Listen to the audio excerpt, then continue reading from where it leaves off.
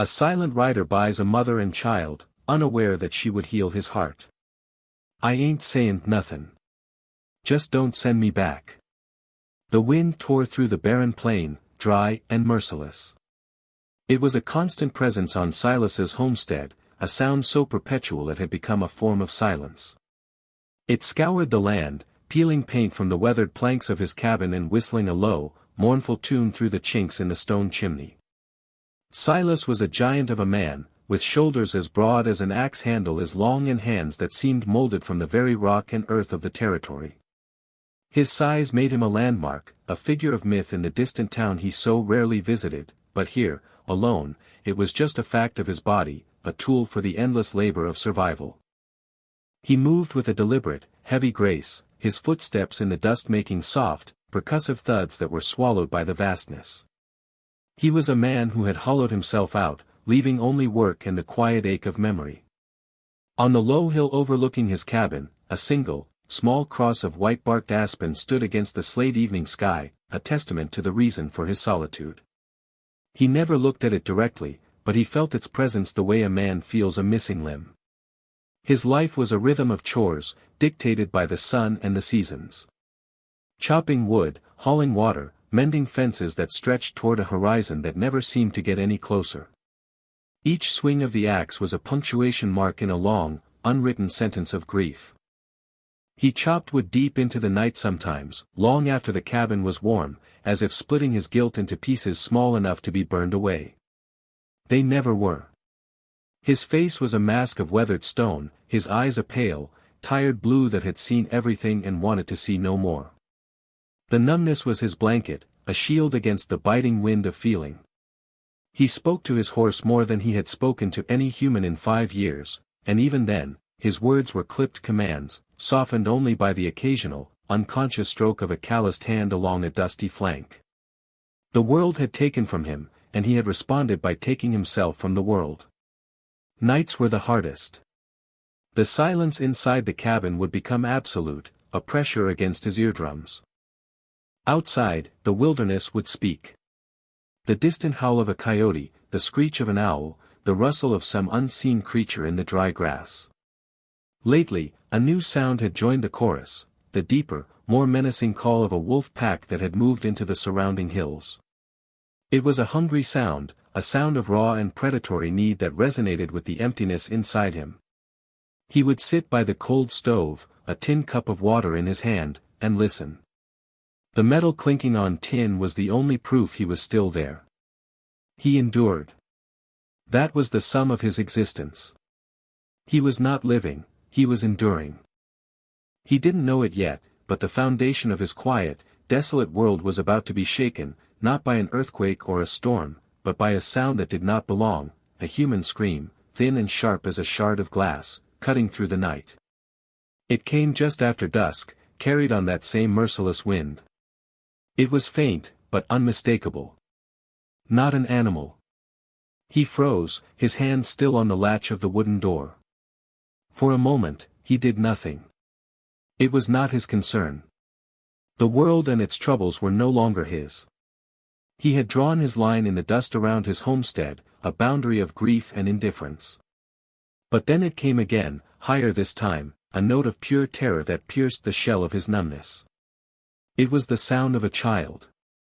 He thought of the wolves. A muscle in his jaw clenched. He turned from the door, his instinct to remain separate at war with a deeper, buried instinct to protect. He stood for a long, silent minute in the smoky lamplight, a giant wrestling with the ghost of a man he used to be. The wind howled, and with it, the scream came a third time, weaker now, desperate. He let out a breath he hadn't realized he was holding. He grabbed the heavy rifle from its pegs by the door. He did not grab a lantern. The moon was bright enough, and he knew this land, every rock and ravine, like the scarred lines on his own hands. He stepped out into the frosty air, the cold a familiar sting. He was moving. He was acting against his nature. The silence of his life had been broken. He moved with a speed that belied his size, his long strides eating up the dusty ground. The sounds led him toward a rocky outcrop a half-mile from his cabin, a jagged spine of stone that offered poor shelter but was better than the open plain. As he drew closer, he heard the low, guttural growls of the pack, the sounds of circling predators. The pale winter sun had bled from the sky, leaving a cold, silvery moonlight that cast long, distorted shadows. He slowed, his approach now utterly silent, the rifle held steady in his massive hands. He crested a small rise and saw them. Two small figures, girls, huddled together at the base of a rock wall. They were Apache, their dark hair long and unkempt, their clothes little more than thin, torn cotton dresses inadequate for the biting wind. They couldn't have been more than 6 or 7 years old. Around them, 4 gray wolves paced, their forms lean and hungry, their eyes glowing with a predatory light. One of the girls was crying softly, a continuous, terrified whimper. The other was rigid with fear, her small hand clutching a smooth stone, her only weapon. Silas didn't hesitate. There was no thought, no plan, just a cold, clear purpose. He raised the rifle, the metal cold against his cheek. The first shot cracked through the night, a deafening explosion that sent a jolt up his arm. The lead wolf tumbled, a surprised yelp cut short. The remaining 3 scattered for a moment, confused and startled by the sudden violence. He used the moment to close the distance, working the lever action of the rifle with practiced efficiency. He wasn't a hunter by nature, but he was a protector of his solitude, and these beasts were a threat. The second wolf turned, snarling, and he fired again. It fell. The last 2, their courage broken, turned and fled into the darkness, their howls now tinged with fear instead of hunger. Silence descended once more, heavy and ringing in the aftermath of the gunfire. The air smelled of gunpowder and the sharp, metallic scent of blood. He stood over the dead animals for a moment, his breath pluming in the frosty air. He felt nothing. Not pride, not relief. It was just a task completed. Then he turned his attention to the children. They were pressed against the rock, their dark eyes wide with a terror that had now shifted its focus to him. He was a new monster, a giant emerging from the darkness, reeking of death. The crying girl, the younger one, hid her face behind her sister. The older one, still clutching her useless rock, stared at him, her small body trembling. Silas understood their fear. He was a white man, a giant, holding a rifle. He was everything they had been taught to fear. He slowly, deliberately, leaned the rifle against the rock wall, making his hands visible and empty. He crouched, an awkward and difficult movement for a man his size, trying to make himself smaller, less threatening. He said nothing. Words were useless here. He simply waited. The wind stung his skin, a reminder of the cold that was seeping into the little girl's bones. He remained crouched, a silent, waiting mountain, the space between them filled with their ragged breathing and the vast, cold indifference of the wilderness. After a long minute, the older girl seemed to make a decision.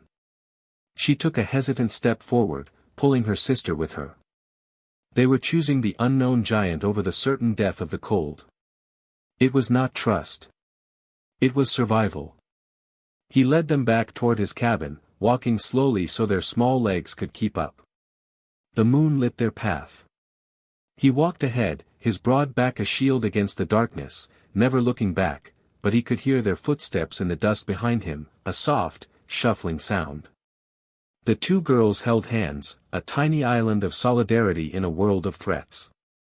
He could feel their eyes on him, watchful and alert. When they reached the faint yellow light spilling from his cabin door, they stopped. This was his space, his territory. He went inside first, placing the rifle back on its pegs. He lit another lamp, filling the small room with a warmer, less smoky light.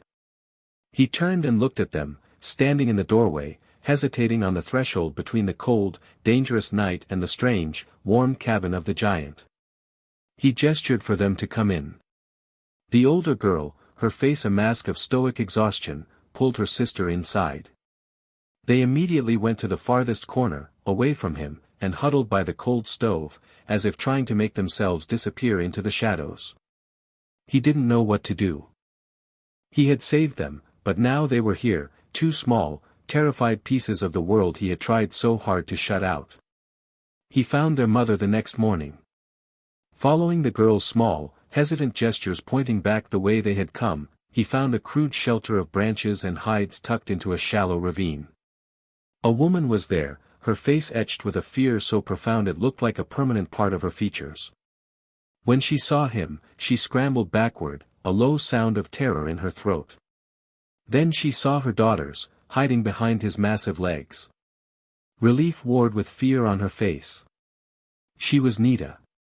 He didn't know her name then, of course. She was just a woman, thin and worn down, her eyes holding the same alert, exhausted look as her eldest daughter's. She rushed to her children, enveloping them in a fierce embrace, checking them for injuries, her hands trembling. She murmured to them in her own tongue, words of comfort and terror all at once. She did not look at Silas.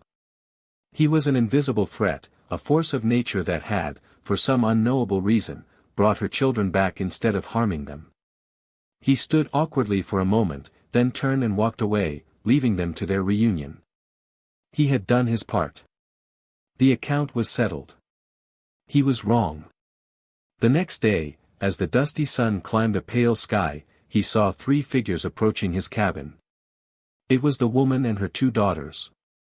Nita walked with a rigid dignity, her head held high, but her hands were clenched at her sides. The girls, Little Bird and Morning Star, clung to her worn dress. They stopped a few feet from his porch, a silent, desperate delegation. Silas came out and stood, waiting. He leaned against a porch post, his arms crossed over his massive chest, his face unreadable. The silence stretched, broken only by the creak of floorboards under his weight. Finally, she spoke, her voice low and raspy, her English halting but clear. "I ain't sayin' nothin'," she began, her gaze fixed on a point somewhere past his shoulder. "Just don't send me back." He remained silent. Her eyes finally met his, and in them he saw not a plea, but a statement of fact. She was out of options. "We work," she said, gesturing to herself and her daughters. "Clean. Cook. For shelter. For safety." She swallowed, a difficult, painful motion. "I will be your woman. A reward. For my girls." The words hung in the air, stark and transactional. He saw the shame and desperation that cost her to say them. He looked at the children, their faces small and pinched with cold and hunger. He saw the ghost of a small boy with his own blue eyes. He felt the familiar, dull ache of his guilt. His initial impulse was to refuse, to send them away and restore his solitude. But her words, "Don't send me back," echoed in the hollow space inside him. He gave a single, curt nod. It was not acceptance of her offer, but an answer to her plea. She flinched, as if expecting a blow, then her shoulders slumped in weary relief. She had mistaken his gesture. A new, terrible arrangement had begun. She stayed. A new routine, brittle and silent, began to form. Nita and her daughters, Little Bird and Morning Star, claimed a corner of the one-room cabin as their own. They had nothing but the thin clothes on their backs and a small, beaded pouch Nita kept tied at her waist. She laid her worn blanket on the floorboards, and that small square became their entire world, a place to sleep, to whisper, to exist as unobtrusively as possible. During the day, the cabin was divided by an invisible wall of silence and suspicion. Silas took his work outside, splitting wood with a grim intensity, mending tack in the lean-to, his presence a constant, brooding shadow. Nita worked inside. She was a tireless, silent whirlwind. She swept the dusty floors until the planks showed their grain. She scrubbed the tin plates and cups with sand from the creek bed until they shone.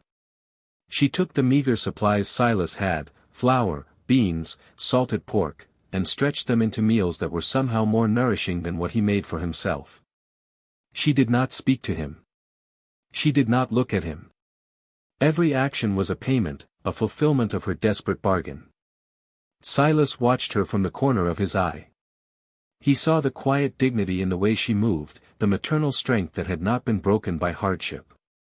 He saw the exhaustion in the slump of her shoulders when she thought he wasn't looking, the raw, chapped skin of her hands. He hadn't accepted her terrible offer, not in the way she thought. He had simply been unable to turn them out into the wilderness. But he didn't have the words to explain this. Words had failed him long ago, buried on that hill with his wife and son. So he communicated in the only way he knew how, through silent, practical action. One morning, Nita woke to find a freshly skinned rabbit lying on the porch, just outside the door. There was no note, no explanation. It was simply there.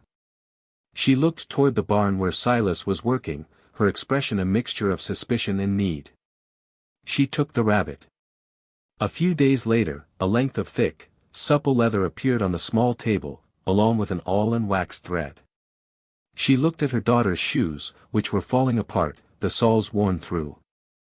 Without a word, she spent the evening crouched by the firelight, painstakingly cutting and stitching new soles, her work precise and skilled. Her children would have protection from the sharp rocks and cold ground.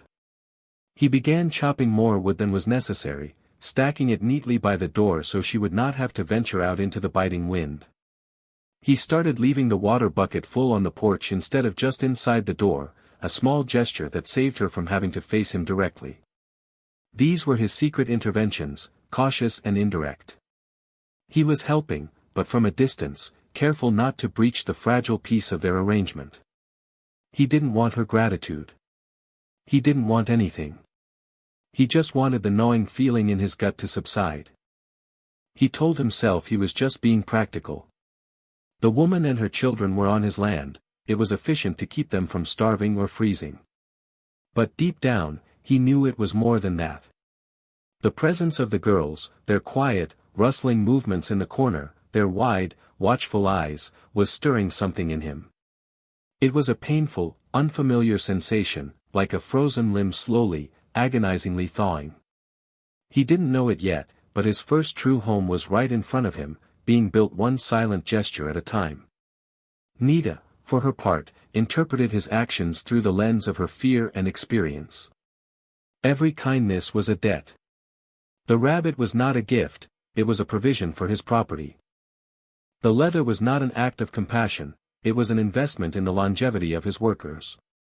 She remained alert, watchful, her body a tight coil of readiness. She taught her daughters to be invisible. They spoke only in whispers, in their own language. They did not run or play. They sat in their corner with the small dolls their mother had fashioned for them from scraps of cloth and corn husks, their movements small and contained.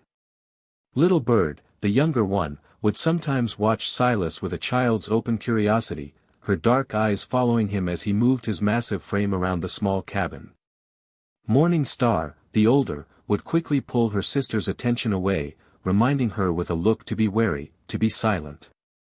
Nita's entire being was focused on one goal, survival. She would do whatever it took to keep her children safe. If that meant living in the shadow of a silent, brooding giant, so be it. She would endure. But she would not trust. Not yet. Hope was a luxury she could not afford.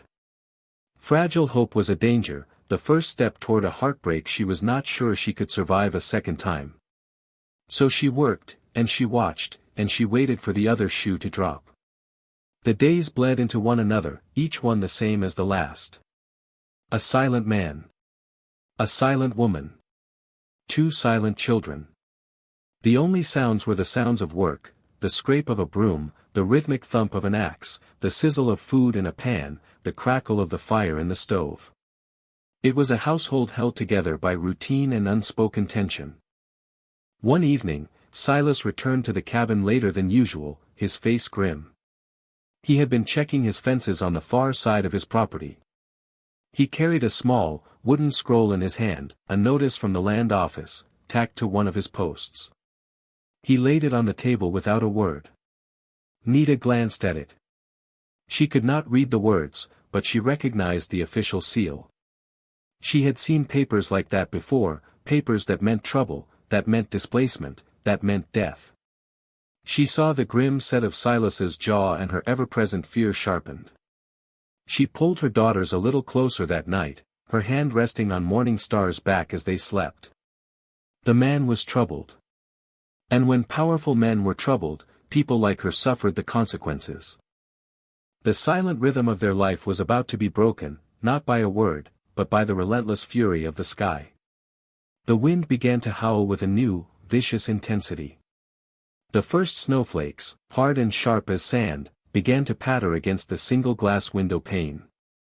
A blizzard was coming. The world shrank to the four walls of the cabin. The blizzard descended not as a gentle blanket of white, but as a screaming, opaque wall of wind and snow. The biting wind howled around the corners of the small structure, a sound like a hungry animal trying to claw its way in. Drifts piled up against the door, and the single window was soon plastered over, plunging the room into a perpetual, gloomy twilight lit only by the smoky lamp and the orange glow from the stove. The relentless noise and the suffocating confinement frayed the edges of their silent arrangement. There was no escape. Silas could not work outside, Nita could not maintain her careful distance. They were trapped together in the cramped space, their proximity a constant, unnerving presence. The invisible wall between them seemed to thin with every passing hour. Silas sat near the stove, methodically sharpening his knives, the scrape of stone on steel a rhythmic, grating sound. Nita and the girls were in their corner, mending clothes, their movements small and economical. But the space felt charged, electric with unspoken thoughts. On the second day of the storm, the fragile peace shattered. Little Bird, the younger daughter, began to cough. At first, it was a small, dry sound, but as the hours passed, it deepened, becoming a harsh, rattling sickness in her small chest. Her skin grew hot to the touch, and her breathing became shallow and rapid. Nita's composure finally broke. The fear she kept so tightly coiled within her sprung loose. She held her daughter, rocking her back and forth, murmuring soft, desperate words in her native tongue. She bathed her forehead with a damp rag, but the fever only climbed. Morning Star huddled beside them, her face pale with worry, her hand resting on her sister's leg. Nita felt a terror so profound it was paralyzing. She was helpless. There were no herbs here she recognized, no remedies she knew how to make. She was trapped in a wooden box with a dying child, at the mercy of a man she did not trust. Silas watched from his side of the room. He saw the panic in Nita's eyes, the raw, maternal anguish that he recognized with a deep, sickening jolt. He saw a different woman, Sarah, her face pale in the lamplight, holding their son, Samuel, whose small body was racked with that same fever, that same rattling breath. The memory was a physical blow, knocking the air from his lungs.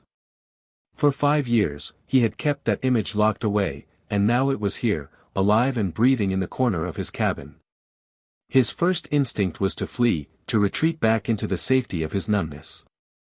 He stood up, his chair scraping loudly on the floorboards, and Nita flinched, pulling her sick child closer as if to shield her from a blow. He saw her fear, and it cut through his own pain.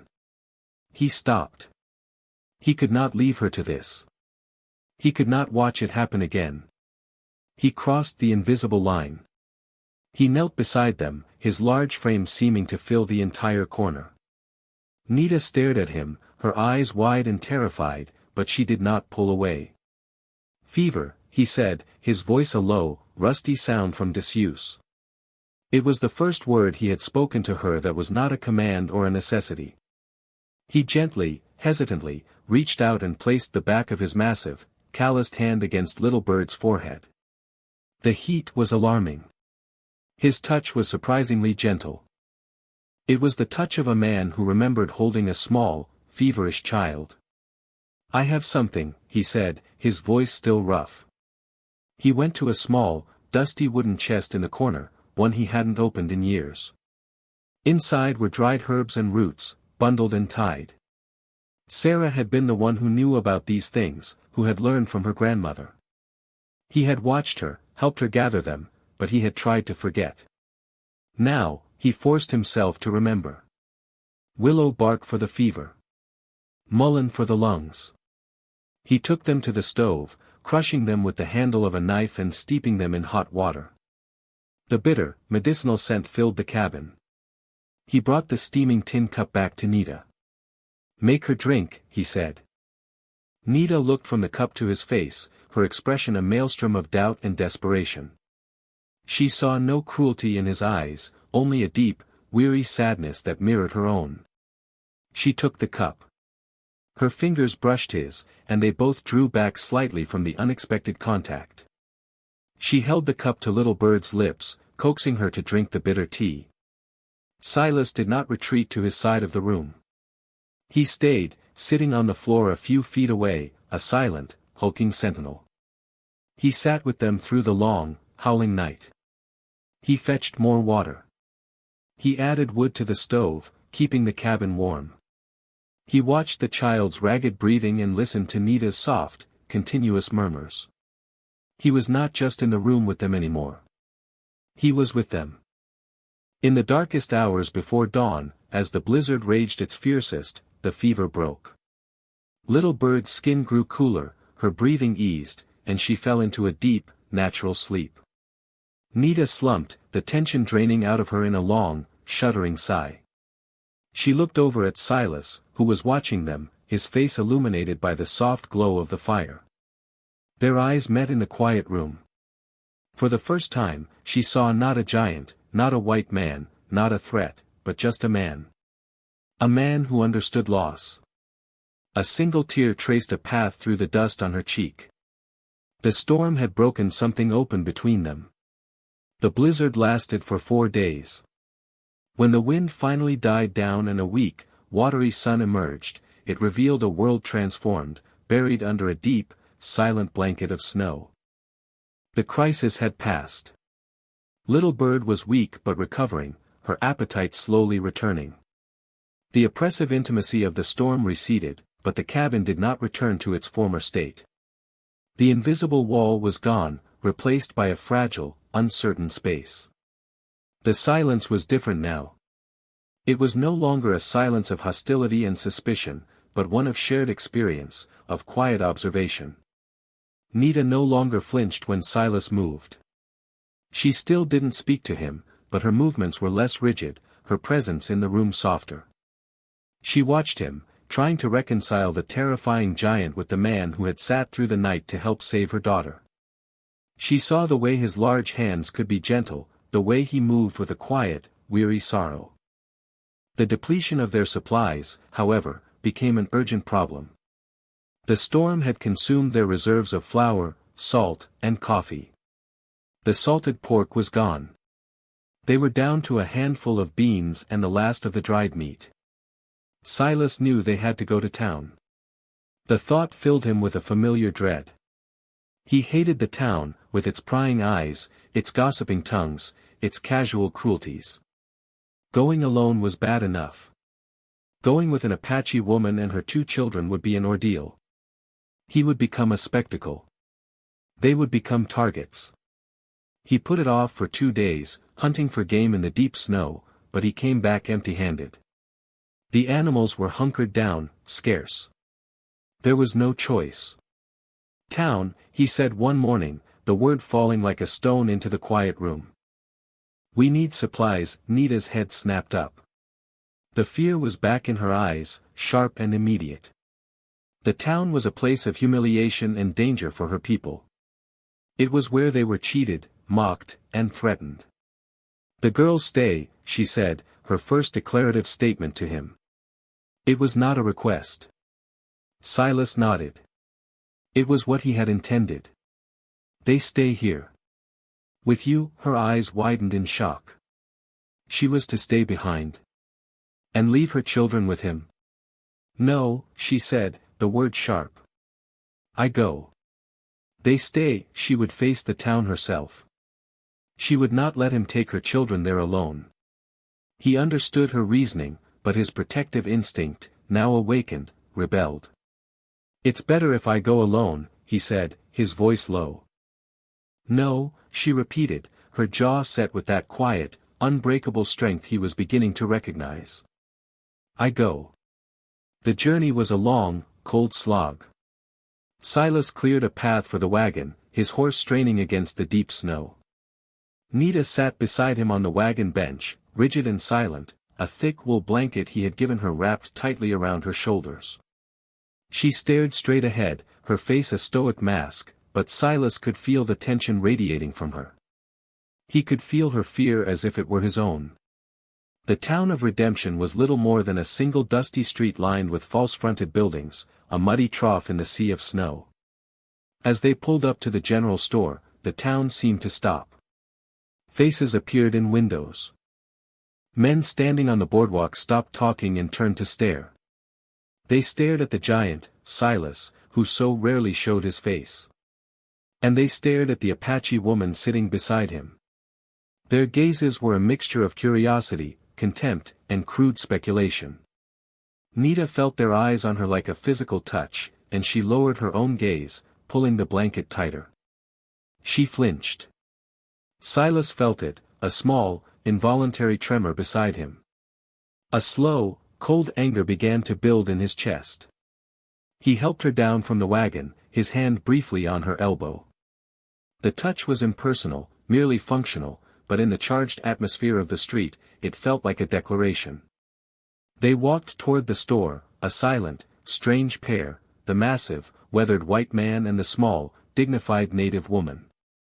The whispers followed them like flies. Inside the store, the air was thick with the smells of coffee, leather, and chewing tobacco.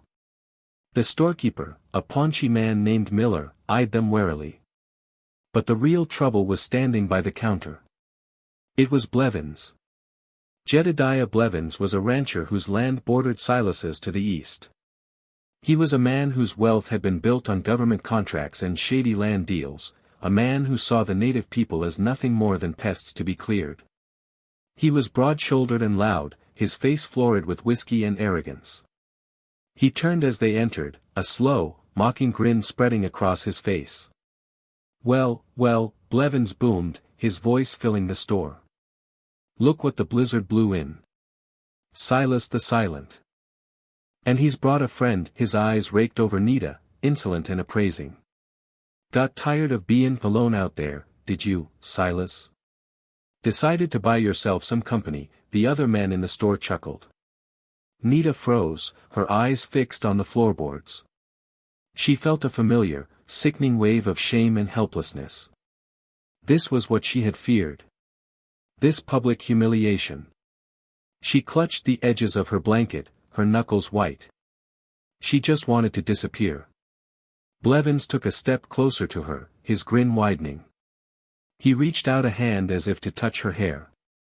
"How much for a night, squaw?" he slurred, his breath sour. "Or did the giant buy you outright?" The laughter in the store grew louder. Nita visibly trembled, shrinking in on herself. "The child clings tightly." That was the thought that shot through Silas's mind. He saw little Bird, Morning Star, clinging to their mother. He saw Samuel, clinging to Sarah. And something inside him, something that had been frozen solid for 5 years, finally snapped. He moved. It was not a fast movement, but it was utterly final. He stepped directly in front of Nita, his massive body completely eclipsing her, shielding her from Blevins and the rest of the room. He was a wall of solid, silent fury. The store fell quiet. Even Blevins took a step back, his mocking grin faltering at the look in Silas's eyes.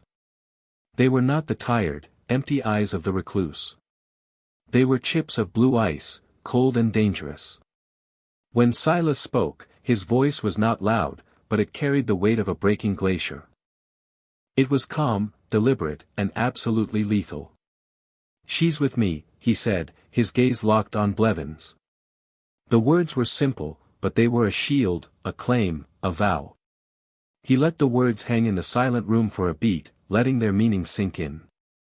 Then he added 2 more. "Not bought.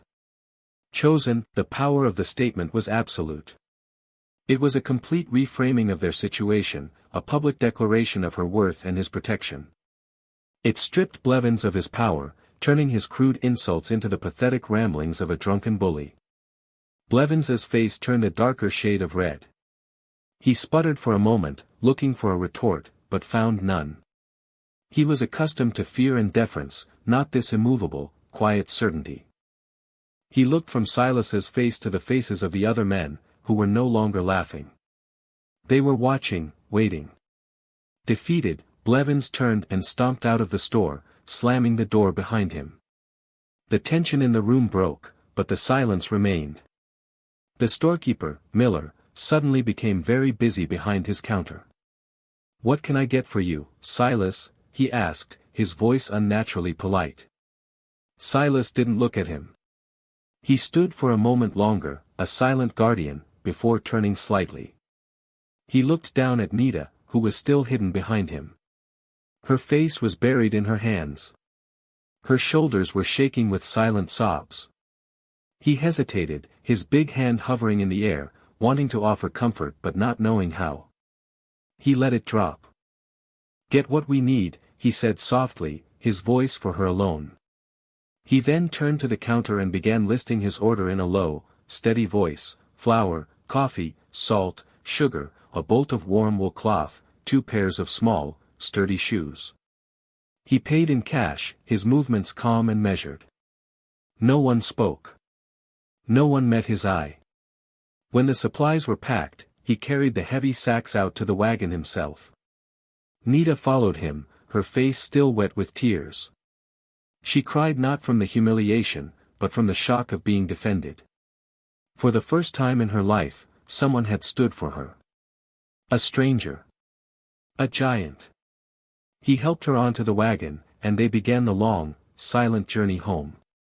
Something had been resolved. Something had been irrevocably changed. The ride back was different. She stayed. The journey back to the homestead was steeped in a new kind of silence. It was no longer the brittle silence of strangers sharing a space, but the deep, resonant silence that follows a storm. Nita sat on the wagon bench, the blanket pulled around her, but she was not hiding. She was thinking. The scene in the store replayed in her mind, Blevins's sneer, the mocking laughter, the suffocating shame. And then Silas, stepping in front of her like a mountain, his quiet words a shield more powerful than any weapon. "Not bought. Chosen," the words echoed, dismantling the transactional bargain she had made in her desperation. He had not seen her as a reward, as property. He had seen her as a person. He had given her back a piece of the dignity the world had tried so hard to strip away. The tears that had streamed down her face were a release of years of suppressed pain and fear. For the first time since her husband had been killed and she had been forced to flee, she felt a flicker of something other than terror. It was a fragile, unsteady thing, this feeling, but it felt like hope. They arrived back at the cabin as dusk was painting the snow-covered landscape in shades of lavender and gray. The girls, who had been watching from the window, ran to the door as Nita entered. They threw their arms around her, their relief palpable. She hugged them tightly, burying her face in their hair, breathing in their familiar scent. This was her world, her reason for everything. Silas brought in the supplies, setting the heavy sacks on the floor. He placed the bolt of dark blue wool cloth and the 2 pairs of new shoes on the table without a word. Nita looked at them. The cloth was soft and warm, enough for new dresses for the girls, perhaps even a shawl for herself. The shoes were sturdy and well-made, a luxury she could never have dreamed of. They were not just supplies. They were a promise of warmth, of safety. They were a provision for a future.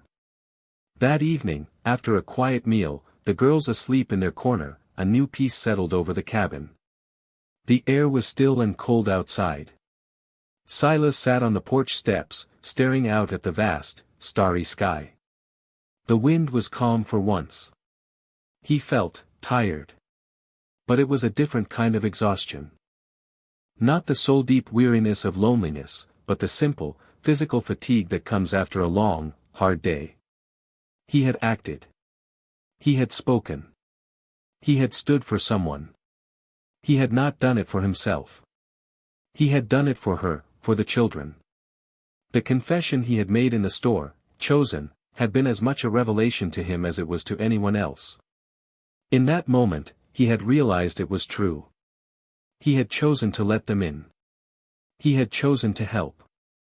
And in doing so, he had chosen to re-engage with the world, with feeling. The creak of the cabin door brought him back. Nita stood in the doorway, a blanket wrapped around her. She hesitated for a moment, then walked over and sat on the steps a few feet away from him. For a long time, they sat in silence, listening to the deep quiet of the wilderness. It was Nita who spoke first, her voice soft, barely disturbing the stillness. "My husband," she began, her gaze on the distant stars. "He was a good man. A hunter. The soldiers came. They said he was a raider. It was a lie." Her voice was flat, devoid of emotion, as if she were reciting a story that had been told so many times it had lost its power to wound her, though Silas knew that was not true. "They killed him. I took the girls and ran. We have been running since the last snow." She fell silent. She had given him her story, a gift of trust more valuable than any currency. He listened. He did not offer empty words of comfort. He just listened, his presence a solid, reassuring weight in the darkness. He understood that she was not asking for pity. She was explaining who she was, where she came from. She was making herself known. After another long silence, he stirred. He did not speak, but he raised one of his large hands and pointed toward the low hill that overlooked the cabin. Toward the small, white cross that was barely visible in the starlight. "My wife, Sarah," he said, his voice thick with a pain that was still raw. "And our son. Samuel. He was small. Like your little bird." The words were torn from him, rough and uneven. "A fever. 5 years ago. It took them both in a week. I built this place for them." He swallowed, the sound loud in the quiet night. "I buried them myself. I should have. I don't know." He trailed off, the weight of his guilt and grief silencing him. He had never spoken of this to anyone. He had carried it alone, a crushing burden that had shaped his every waking moment. He had confessed his own story. Nita looked from the distant cross back to the giant of a man sitting beside her. She saw the immense pain he carried, the deep well of sorrow behind his silent facade. His grief was a language she understood perfectly. Slowly, she reached out her hand. It was a small, hesitant gesture. She laid her hand on his forearm. Her touch was light, tentative, but it was an anchor in the vast, lonely darkness. His muscles tensed for a moment, then relaxed under her touch.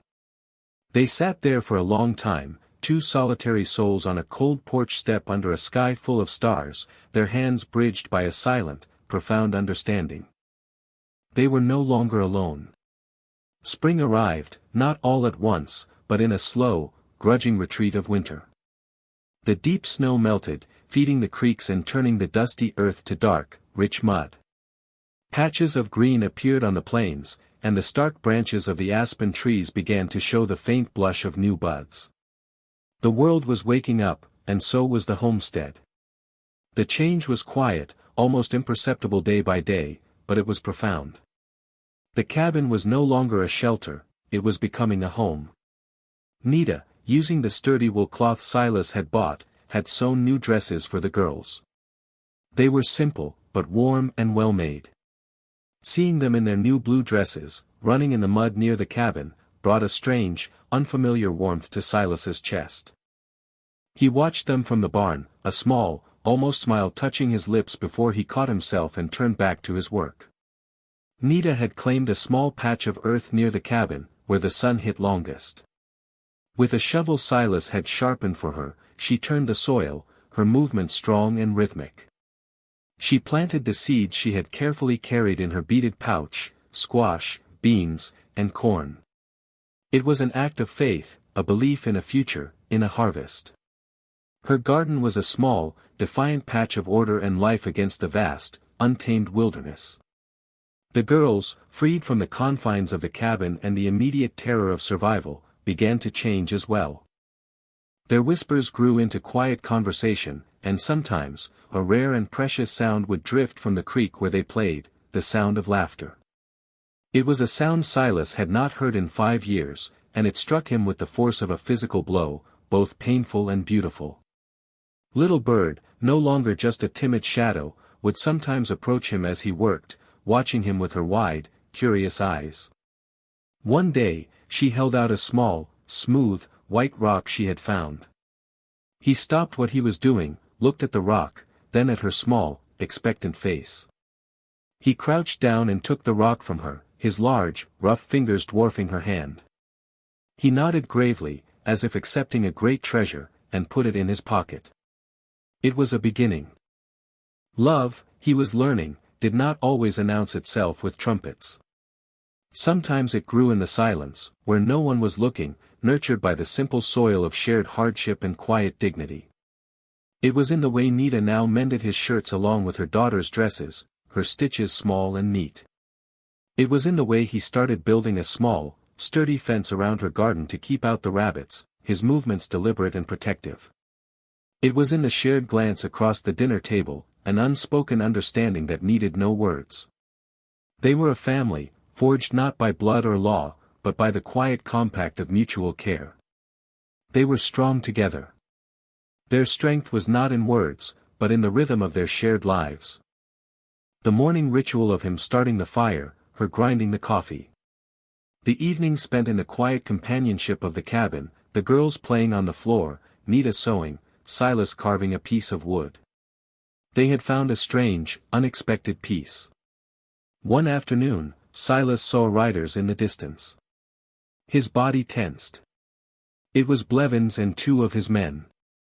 They were not on the path to his cabin, but were riding his fence line, a clear act of provocation. Nita saw them too from the doorway.